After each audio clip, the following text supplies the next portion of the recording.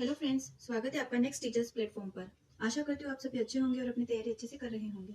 आज हम ईवीएस की 5th क्लास करने जा रहे हैं, जो कि पीवीएस 2024 के क्वेश्चंस हैं। तो चलिए हम स्टार्ट करते हैं अपने सेशन को।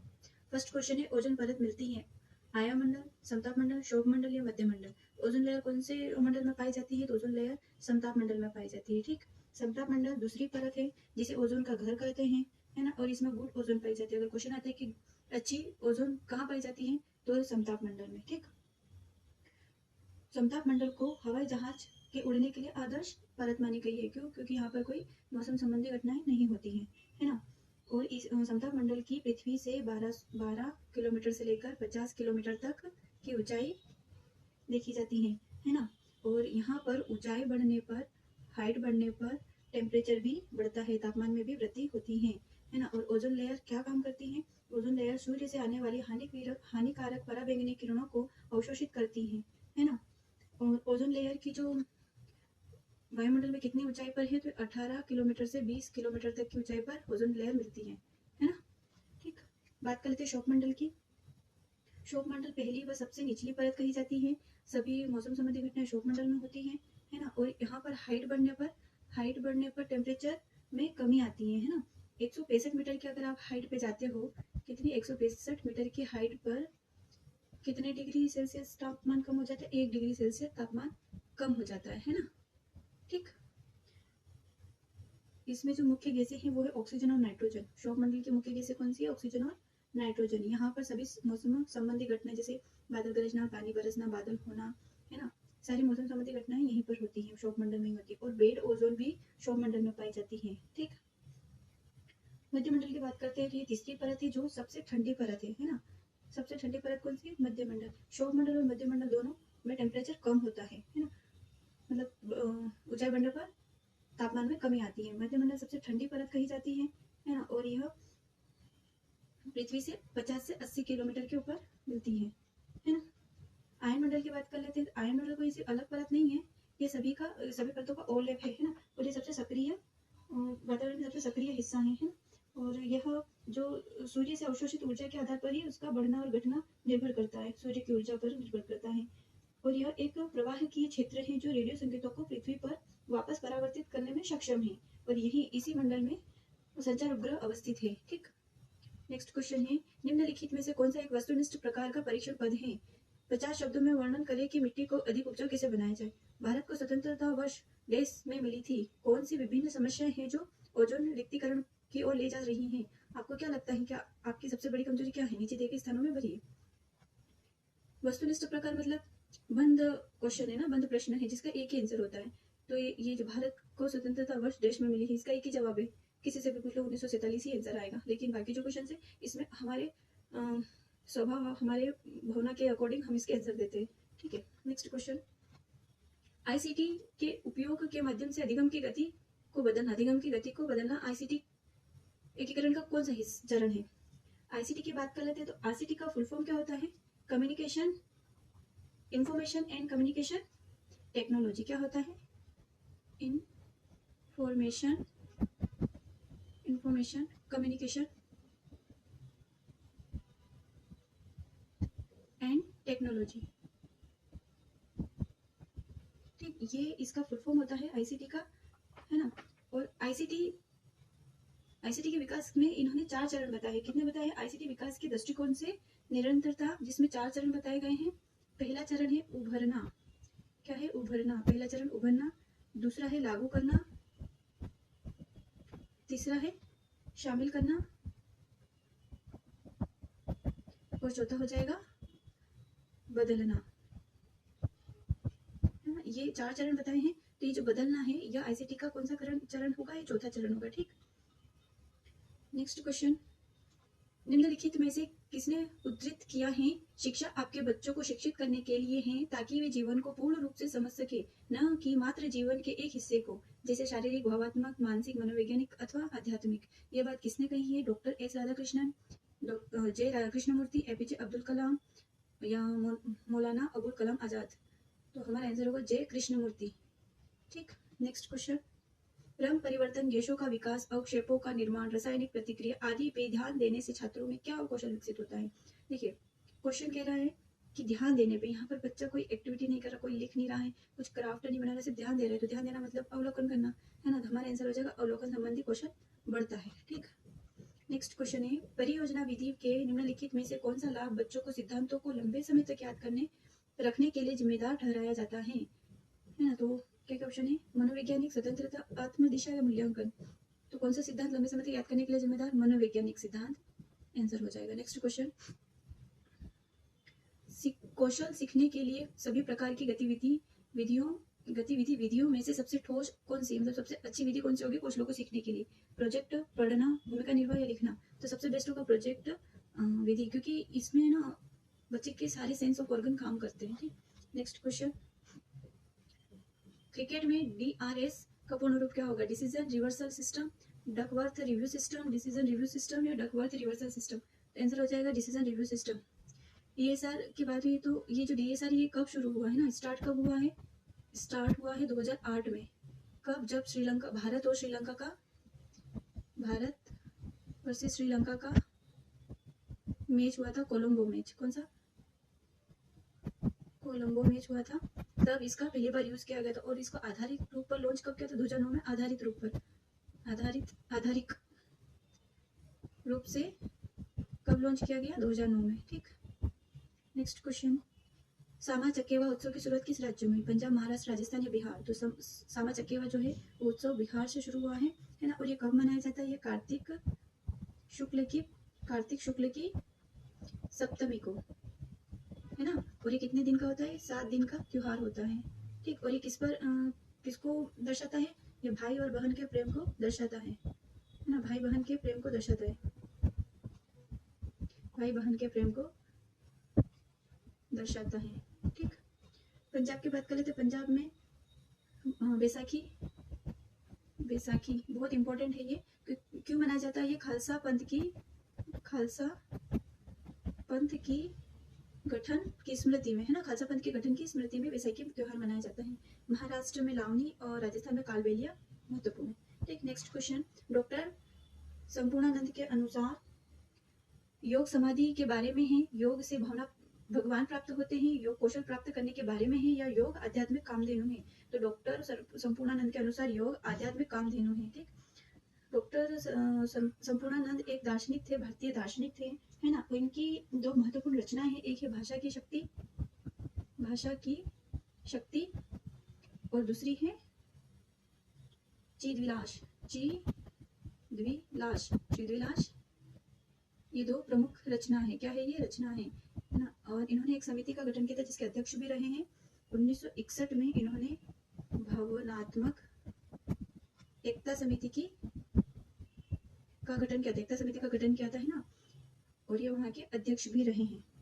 ठीक, इनकी एक पत्रिका है, उसका नाम है मर्यादा, ये भी बहुत इंपॉर्टेंट है, याद रखिएगा। ठीक है, नेक्स्ट क्वेश्चन, टेबल टेनिस को पहली बार ओलंपिक ग्रीष्मकालीन खेलों में कब पेश किया गया, 1972, 1980, 1981, 1994। तो जो टेबल टेनिस है उसको 1988 में पहली बार ओलंपिक में शामिल किया गया। और टेबल टेनिस की बात आती है तो टेबल टेनिस कब शुरू हुआ था, स्टार्ट कब हुआ था, 1880 में शुरू हुआ था, इंग्लैंड में, है ना। इंग्लैंड में टेबल टेनिस की शुरुआत हुई थी। और इसका जो ITTF मतलब अंतर्राष्ट्रीय टेबल टेनिस महासंघ, इंटरनेशनल टेबल टेनिस महासंघ फेडरेशन, है ना, इसकी स्थापना कब हुई, 1926 में हुई। और 27 में पहला विश्व चैंपियन, है ना, विश्व चैंपियनशिप कब खेला गया इन्होंने, पहला विश्व चैंपियनशिप, फर्स्ट विश्व चैंपियनशिप 1927 में इन्होंने खेला। ठीक है, टेबल टेनिस का फर्स्ट विश्व चैंपियनशिप 1927 में खेला गया। और ओलंपिक 1988 में पहली बार खेला गया। ठीक है, कुछ शब्दावली की बात करें तो टेबल टेनिस को पिंग पोंग भी कहते हैं, है ना। और इसमें जो गेंद मतलब जो बॉल होती है ना, गेंद, उसका जो व्यास होता है 40 मिलीमीटर का होता है ना। और 40 मिलीमीटर का तो इसका व्यास होता है। और इसका वजन कितना होता है, बॉल का जो गेंद होता है उसका 2.7 ग्राम होता है ना, 2.7 ग्राम इसका वजन होता है। ठीक, किसका, गेंद का। और जो टेबल होता है, टेबल टेनिस का जो टेबल होता है वो 9 फुट लंबा होता है और 5 फुट चौड़ा होता है और 2.5 फुट ऊंचा होता है। ठीक है, रैकेट को या पेडल, रैकेट या पेडल 17 सेंटीमीटर लंबा होता है ना, 17 सेंटीमीटर लंबा होता है, 15 सेंटीमीटर चौड़ा होता है, 17 सेंटीमीटर लंबा और 15 सेंटीमीटर वृत्त होती है ना, किसकी, रैकेट की। और ये जनरली लकड़ी का ही होता है ना। नेक्स्ट क्वेश्चन, राजीव गांधी खेल रत्न पुरस्कार किस मंत्रालय द्वारा आयोजित है? संस्कृति मंत्रालय, युवा मामले और खेल मंत्रालय, गृह मंत्रालय, आयुष मंत्रालय। तो युवा मामले और खेल मंत्रालय द्वारा आयोजित किया जाता है राजीव गांधी खेल रत्न पुरस्कार। जो राजीव गांधी खेल रत्न पुरस्कार ये 1991 से 92 में स्टार्ट हुआ था। 6 अगस्त 2021 को इसका नाम बदलकर मेजर ध्यानचंद खेल रत्न पुरस्कार कर दिया, खेल रत्न पुरस्कार कर दिया है ना। और इसमें राशि कितनी जाती है, दी जाती है 5 लाख। एक मेडल भी दिया जाता है और एक पत्र भी दिया जाता है, ठीक है। नेक्स्ट क्वेश्चन, निम्नलिखित में से किस राज्य में कर्तन दहन प्रणाली, जिसे कर्तन दहन प्रणाली कृषि को बेबर नाम से जाना जाता है। कर्तन दहन प्रणाली मतलब झूम कृषि की बात हो रही है ना। ये कर्तन दहन प्रणाली ये उत्तर पूर्वी राज्य में बोली जाती है ना। और ये बेबर किस राज्य में बोला जाएगा? मेघालय, छत्तीसगढ़, नागालैंड या मध्य प्रदेश। तो ये मध्य प्रदेश में बेबर नाम से जानी जाती है ना। इसके अलावा और झूम खेती के बारे में देख लेते हैं। बेबर तो मध्य प्रदेश में, इसके मध्य प्रदेश में और चिमाता और दहिया नाम से भी जानी जाती है ना, चिमाता दहिया नाम से भी जानी जाती है। छत्तीसगढ़ में दीपा नाम से जानी जाती है झूम कृषि, है ना। और आंध्र प्रदेश में किस नाम से जानी जाती है? पोंडू नाम से आंध्र प्रदेश में जानी जाती है। पश्चिमी घाट में किस नाम से जानी जाती है? कुमारी नाम से जानी जाती है ना। पश्चिमी घाट में झूम कृषि कुमारी नाम से जानी जाती है। और राजस्थान में बत्रा नाम से जानी जाती है, ठीक। नेक्स्ट क्वेश्चन, निम्नलिखित में से एक रोपण फसल नहीं है, चाय, कॉफी, रबड़ या चावल। तो रोपण फसल नहीं है, चावल एक रोपण फसल नहीं है। नेक्स्ट क्वेश्चन, कोयना बांध किस राज्य में? पश्चिम बंगाल, महाराष्ट्र, राजस्थान या पंजाब। तो कोयना बांध महाराष्ट्र में कोयना नदी पर स्थित है, ठीक। नेक्स्ट क्वेश्चन, बेंजोइक एसिड का प्रयोग ज्यादातर रंगीन उत्पाद को सुरक्षित करने के लिए किया जाता है, क्यों?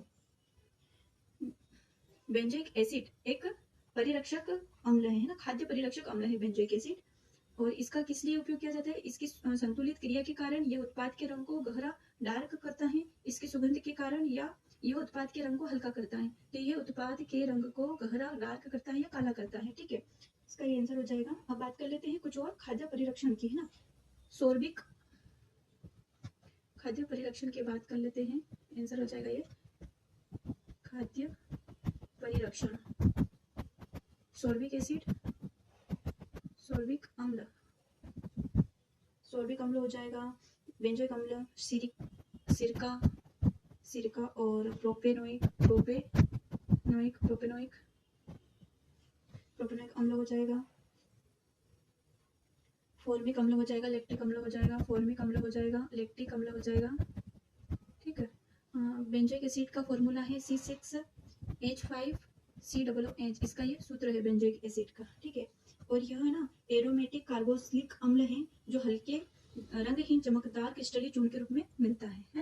नेक्स्ट क्वेश्चन, चंद्रयान 2 मिशन के बारे में निम्नलिखित में से कौन सा कथन सत्य नहीं है? मिशन में लैंडर का नाम विक्रम था, यह ऑर्बिट था जो अपने नियोजित संचालन में विफल रहा। ऑर्बिटल का कैमरा मिशन तक कभी भी चंद्र मिशन में उच्चतम रिजोल्यूशन कैमरा 0.3 मीटर है। इसरो ने मूल रूप से ऑर्बिटल के 1 साल के जीवन के लिए योजना बनाई थी। तो हमारा आंसर हो जाएगा यह ऑर्बिटल था जो अपने नियोजित संचालन में विफल रहा। चंद्रयान 2 की बात कर लेते हैं। तो चंद्रयान 2 एक लैंडिंग मिशन था, है ना, पहला लैंडिंग मिशन था, है ना। ये ऑर्बिटल नहीं था, पहला लैंडिंग मिशन था। और यह कब लॉन्च हुआ? यह हुआ था 22 जुलाई 2019 को लॉन्च हुआ था। पृथ्वी चंद्रमा की कक्षा में कब पहुंचा? 7 सितंबर 2019 में, है ना। किसके द्वारा?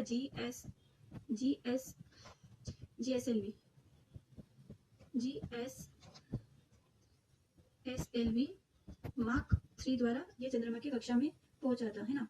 और इसका जो लैंड क्रैश हुआ था, ये कितनी दूरी पर? चंद्रमा से 2.1 किलोमीटर पहले ही क्रैश हो गया था, है ना। इसके लैंडर का नाम विक्रम था और रोवर का नाम क्या था? रोवर का नाम प्रज्ञान, ठीक। दक्षिणी ध्रुव जहां लैंडर क्रैश हुआ था उस जगह का नाम इन्होंने क्या रखा? तिरंगा पॉइंट, ठीक। ऑर्बिट जो था ना, इसका ऑर्बिटर जो था ना, चंद्रमा की कक्षा में परिक्रमा कर रहा था और जानकारी दे रहा था, जो कि चंद्रयान 3 में इसका यूज कर लिया गया, ठीक। नेक्स्ट क्वेश्चन, निम्नलिखित में से कौन इसरो के GSLV F10 मिशन के बारे में गलत है? इसका प्रक्षेपण अगस्त 2021 में हुआ था, इसमें GIS 81 पृथ्वी अवलोकन उपग्रह था। मिशन इसरो के लिए एक बहुत ही बड़ी सफलता थी। इसरो ने अपने मार्क 2 विन्यास से GSLV रॉकेट लॉन्च किया। तो हमारा आंसर होगा यह मिशन इसरो के लिए बहुत बड़ी सफलता थी। यह गलत है क्योंकि यह मिशन फेल हो चुका था, है ना। और ये 12 अगस्त 2021 को प्रक्षेपित किया गया था ना। और इसकी विफलता का कारण क्या था? विफलता का कारण क्या था? जो हमारे अभी इसरो चीफ है नारायण जी, उन्होंने बताया कि LH-2 टैंक में दबाव की कमी के कारण, टैंक में दबाव की कमी के कारण यह विफल रहा। ठीक, नेक्स्ट क्वेश्चन। राकेश शर्मा निम्नलिखित में से किस रॉकेट से अंतरिक्ष में गए थे? Soyuz T11, Soyuz T9, Soyuz T5, Soyuz T3। Rakesh Sharma ji गए थे सोयूज T11 में। कब गए थे? 3 अप्रैल 1984 को गए थे, है ना। भारत के पहले अंतरिक्ष यात्री थे। ठीक, नेक्स्ट क्वेश्चन। निम्नलिखित में से कौन एक जापानी अंतरिक्ष यान है? हायाबुसा 2, जावा या जाक्सा? जापान का जो स्पेस क्राफ्ट है, अंतरिक्ष यान है, हायाबुसा 2 है ना। और जापान की स्पेस कंपनी का नाम जैक्सा है। ठीक, हायाबुसा 2 की बात कर लेते हैं। 2014 में प्रक्षेपित किया गया था। और ये इसका उद्देश्य क्या था? एस्ट्रॉयड रयुगु के नमूने को सफलतापूर्वक लाना। ठीक है, नेक्स्ट क्वेश्चन। खेड़ा संचार परियोजना KCP को ग्रामीण संचार दक्षता के लिए यूनेस्को IPDC संचार के विकास के लिए अंतर्राष्ट्रीय कार्यक्रम पुरस्कार से सम्मानित किस वर्ष किया गया? 1981, 1984, 1986, 1989। तो 1984 में इसको पुरस्कार से सम्मानित किया। यूनेस्को IPDC पुरस्कार से 1984 में सम्मानित किया गया, है ना। जो खेड़ा संचार परियोजना है, ये खेड़ा संचार KCP जो परियोजना है, KCP जो परियोजना है, यह खेड़ा संचार परियोजना KCP, यह भारत की पहली ग्रामीण संचार परियोजना है। पहली ग्रामीण संचार परियोजना है। ठीक है, परियोजना ना, पहली ग्रामीण संचार परियोजना है भारत की। और इसकी स्थापना कब हुई थी? 1975 में इसकी स्थापना हुई थी। ठीक है, नेक्स्ट क्वेश्चन। उस शब्द का नाम बताइए जो कृषि की उस शाखा को संदर्भित करता है जो जो खेत फसल उत्पादन और मिट्टी प्रबंधन से संबंधित है। कृषि विज्ञान, बागवानी, शिक्षा शास्त्र, कृषि इंजीनियरिंग। तो हमारा जो आंसर हो जाएगा कृषि विज्ञान, एग्रोनॉमी इसका सही आंसर होगा। ठीक, नेक्स्ट क्वेश्चन है। आपका फ्रिज को समय तक किस तापमान पर रखना चाहिए? आपको फ्रिज को समय तक किस तापमान पर रखना चाहिए? 60 डिग्री, 45, 40 या 65? तो 45, ये फ़ारेनहाइट में बताया गया है। ठीक है, सेल्सियस में देखें तो 3 डिग्री से लेकर 5 डिग्री तक, 3 डिग्री और 5 डिग्री सेल्सियस तक हमें अपने फ्रिज के तापमान को सामान्य रूप से रख सकते हैं। ठीक है, नेक्स्ट क्वेश्चन है। बेंजोइक एसिड का प्रयोग ज्यादातर रंगीन उत्पाद को सुरक्षित करने में क्यों किया जाता है? I think we done this question. हाँ, यस, ये डबल क्वेश्चन है, डबल आया, तो चलो इसको छोड़ देते हैं। नेक्स्ट क्वेश्चन करते हैं। निम्नलिखित में से किस पोषक पदार्थ को जीवन का कर्मचारी कहा गया है? स्टाफ ऑफ लाइफ किसे कहा गया है? लिपिड, प्रोटीन, विटामिन या कार्बोहाइड्रेट? कार्बोहाइड्रेट को इसका स्टाफ ऑफ लाइफ कहा गया है ना। कार्बोहाइड्रेट की बात कर लेते हैं। तो कार्बोहाइड्रेट एक दिन में कितना खाना चाहिए? एक दिन में 300 ग्राम पर डे हमें लेना चाहिए। ठीक है, और कार्बोहाइड्रेट 3 तरह के होते हैं, मोनोसेकेराइड, ओलिगोसेकेराइड और पॉलीसेकेराइड। 3 तरह के कार्बोहाइड्रेट होते हैं। मोनोसेकेराइड में ग्लूकोज, फ्रुक्टोज, गैलेक्टोज, पेंटोज, ये 4 तरह के मोनोसेकेराइड में होते हैं, है ना। लिपिड की या फैट की बात कर लेते हैं। जैसे कार्बोहाइड्रेट में 1 ग्राम में कितनी कैलोरी होती है? 4.2 किलो कैलोरी प्राप्त होती है ना। और लिपिड जो फैट होता है, फैट में 1 ग्राम में 9.3 किलो कैलोरी प्राप्त होती है। और प्रोटीन में 1 ग्राम में 4 किलो कैलोरी प्राप्त होती है। ठीक है, नेक्स्ट क्वेश्चन। एक दिन में कितने गिलास पानी पीना चाहिए? 10 से 12 ग्लास, 8 से 10 ग्लास, 6 से 8 ग्लास या 4 से 6 ग्लास? तो एक दिन में 6 से 8 ग्लास पानी पीना चाहिए, है ना। पानी जो होता है वह भोजन को पचाने में सहायक होता है। ठीक, नेक्स्ट क्वेश्चन। यह माना जाना चाहिए कि एक विरासत स्थल के आसपास साइट और इसकी निर्मित विरासत की व्याख्या के लिए महत्वपूर्ण है और इस प्रकार इसका अभिन्न अंग है। क्या? सांस्कृतिक परिदृश्य, संस्कृति स्थल, प्राचीन स्मारक या विरासत अखंडता? तो हमारा आंसर हो जाएगा सांस्कृतिक परिदृश्य ही इसका अभिन्न अंग है। विरासत की बात आई है तो विश्व धरोहर कितनी है भारत में? यूनेस्को में शामिल विश्व धरोहर कितनी है? 43 है ना। 35 ऐतिहासिक, 7 सांस्कृतिक और 1 मिश्रित है।